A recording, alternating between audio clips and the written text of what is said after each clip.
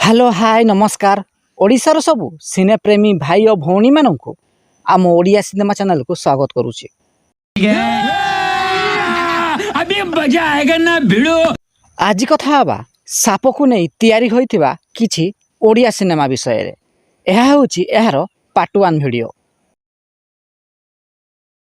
1995 मसीह release होइतिला एक Odia cinema jar ना रहिथिला मणि नागेश्वरी। एही सिनेमा को निर्देशना देइथिले विजय भास्कर, संगीत निर्देशना देइथिले अक्षय महांती। एही सिनेमार मुख्य भूमिका रे सिद्धांत महापात्र, लीजा, मिहिर दास प्रमुख अभिनय करथिले।